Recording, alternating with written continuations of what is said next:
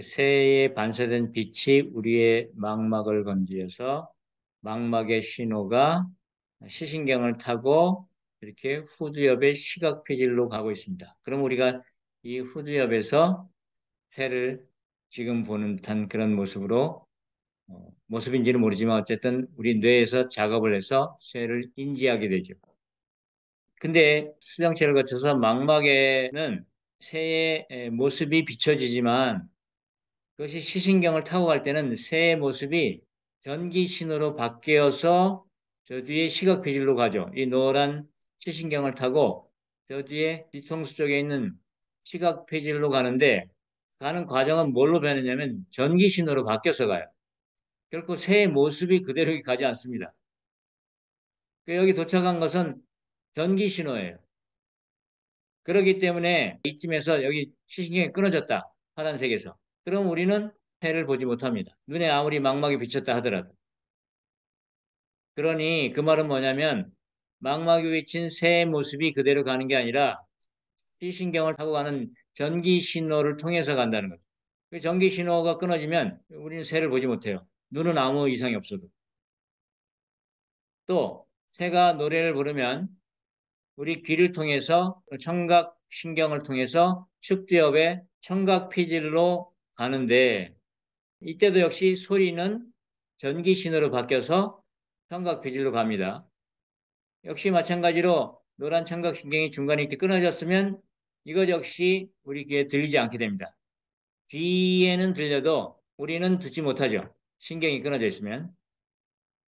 그래서 결국 우리 뇌의 이 파란색, 빨간색의 청각 신호와 시각 신호가 전기 신호로 바뀌어서 전달되어 거기서 지금 듣고 있는 게 새 소리인지 정말 새가 말하는 소리인지 알 수는 없죠, 사실. 우리가 그렇게 듣고 있는 거예요, 안에서. 뇌에서 작동을 해가지고. 이 뇌과학에 의하면. 자, 그렇다면 우리가 보고 듣는 것은 실제 눈에 비춰진 새의 모습이 아니라 뇌 안에서 재조합된, 재구성된 전기 신호라는 겁니다. 이게 지금 여러분들이 컴퓨터 화면을 보고 내 얼굴을 보고 있지만 실제 내 얼굴을 보는 게 아니라 여러분 뇌에서 재조합된 전기 신호를 보고 있는 거죠. 그리고는 나는 저 얼굴을 보고 있어 이렇게 믿고 있는 겁니다. 그런데 어떤 사람이 망원경을 가지고 저 천체, 우주를 관찰하고 있다고 해보자고. 저 태양과 태양주위를 도는 행성을 이렇게 관찰하고 있어요. 이런 망원경을 통해서. 근데 실제로 이 사람은 저 우주를 보고 있는 것이 아니라는 겁니다. 뭘 보고 있어요? 우주에서 날아온 저 태양과 행성에 반사된 빛이 또는 태양에서 발하는 빛이 망원경을 통해 들어와서 눈을 통해 내 시각 피질로 들어가서 뒤통수에 있는 시신경을 통해 뒤통수에 있는 시각 피질의 어떤 한 지점에서 재조합된 전기 신호를 보고 있는 거다 이 말입니다. 이 부분에서 작용하고 있는 것이 경험되는 것뿐이에요. 그러니 아까 커피 분자가 코의 점막이나 혀에 닿아가지고 누구한테는 쓴맛으로 느껴지고 누구한테는 달콤한 맛으로 고소한 맛으로 느껴지는 감각질로 바뀌듯이 이 시각적으로 경험하는 것도 역시 시각적인 감각질을 우리는 경험하는 거다라는 겁니다. 사실인 것 같지만 사실을 보고 있는 것 같지만 실제로는 전기 신호가 재조합된 감각질을 경험하고 있는 거라는 거예요. 그것은 실제 세계가 아니라 경험된 커피 분자의 세계가 아니라 커피 향의 세계와 같은 거라는 거죠. 우리가 보고 있는 것은.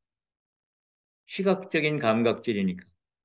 시각도, 눈도 일종의 느낌을 일으키는 거죠. 우리가 지금까지 감지 연습이 뭡니까? 시각적 감지가. 컵의 느낌, 느낌을 느끼고 있는 거다라는 거죠. 사실이 아니라. 또 지금 여러분이 거기 앉아가지고 자기 방의 공간을 느끼고 있죠.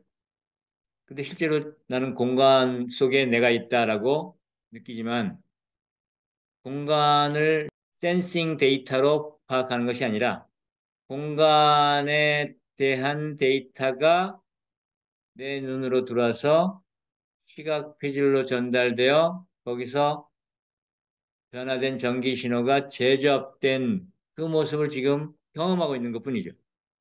실제로 공간이 자기가 내가 내 방 안에 있네라고 느끼는 그 느낌 자체가 뭐예요? 뇌과학에 의하면 뇌 속에 전기 신호의 재조합을 감각질로서 경험하고 있는 겁니다. 따라서 이 내가 방 안에 있는 게 아니라 방이 내 안에 있는 거예요, 사실. 감각질의 측면에서. 그렇죠? 여러분 뇌 속에 있는 거니까. 여러분 뇌 속에서 재경험되고 있는 거예요. 전기 신호가. 그러니까 뇌 속에 방이라는 공간이 있고 나라는 내 몸의 느낌이 있는 겁니다.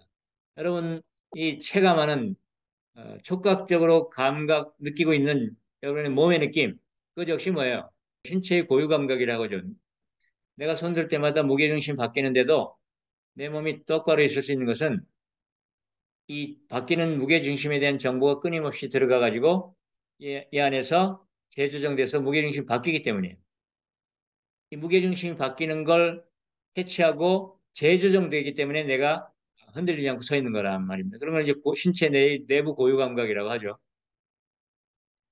그런 고유 감각과 그다음에 외적인 옷이 어깨에 닿은 느낌, 엉덩이가 바닥에 닿거나 발이 바닥에 닿은 느낌, 또는 이미지적으로 내가 내 몸이 이렇게 생겼어라고 여기고 있는 이미지적인 느낌, 이런 것들이 다 조합돼 가지고 뇌 속에서 지금 그런 것들이 전기 신호로 재조합되어 일종의 감각질로 인식되고 있는 거다라는. 그러니 방에 대한 신호, 센싱 데이터가 감각질로 바뀌어서 뇌 속에서 제조합되고 있고 방 속에 앉아있는 나라고 여기는 그 몸의 느낌도 뇌 속에서 제조합돼서 일종의 감각질로 경험되고 있고 이런 거죠. 따라서 방도 내 안에 있고 내 몸도 내 안에 있는 거죠. 내가 방 안에 있는 게 아닙니다. 여러분이 경험하고 있는 것은 내 속에 들어있는 방과 나예요. 그러니까 느껴지는 공간 역시 그렇다는 거죠. 그래서 우리가 공간감이라고 말해왔던 거죠. 공간감도 일종의 감지다. 느낌이다라고 한 이유가 그겁니다. 그런 느낌을 통해서 우리는 저 밖이라고 하는 세계, 세상을 만나고 있는데 그 느낌이 바로 감각질, 퀄리아라고 하는 겁니다. 공간감 역시 일종의 퀄리아인 거예요. 시간감도 마찬가지고. 그렇다면 외부 세계란, 우리가 경험하는 외부 세계란 어떤 겁니까? 외부 세계라는 것이 정말 실제적으로 존재하는 외부 세계를 보고 있는 건가요? 그게 아니라 감각질로서의 경험되는 세계를 보고 있는 겁니다. 그걸 우리는 실제 있는 것을 세상이라고 한다면 우리가 마음이 경계 짓고 나눠놓고 경험하는 그것을 세계라고 했죠. 인간이 경계지어서 경험하고 있는 세계, 세상, 그것이 세계라 이거죠. 근데 세상은 누구도 다 알 수가 없어요. 어떤 모습인지도 알 수도 없고. 왜냐하면 감각 기관이 어떠냐에 따라서 세상은 달리 보이고 달리 경험되기 때문에. 우리 태풍이한테는 저 푸른 잔디밭과 빨간 공이 구별이 안 되죠. 우리는 구분을 해내지만 그 태풍이는 빨간색과 녹색이 구분 안 되는 세계에 살아요. 그게 태풍의 세계예요. 우리 강아지의 세계. 근데 우리는 빨주노초 파남보를 구분하는 세계에 살아요. 바퀴는 초음파를 구분하는 세계에 살고 또 새들은 우리보다 더 정면 자외선을 구분하는 세계에 살고 그래서 자외선이 우리 눈에는 구분이 안 되지만 새들한테는 구분이 되고 또 누구한테는 적외선이 구분되는 그런 세계에 살고 그러니 세상이 어떤 모습이다라는 건 알 수가 없다 이거죠. 감각기관이 어떠냐에 따라서 세상의 모습은 다양한 세계를 구성합니다. 지금 우리가 경험하는 세계는 바로 그렇게 우리의 감각기관이 센싱한 데이터를 마음에 축적해서 서로 비교해서 길고 짧음, 거칠고 부드러움, 좋고 나쁨을 경험의 상황으로 바꾸는 감각질, 펄리아의 세계를 경험하고 있는 거다.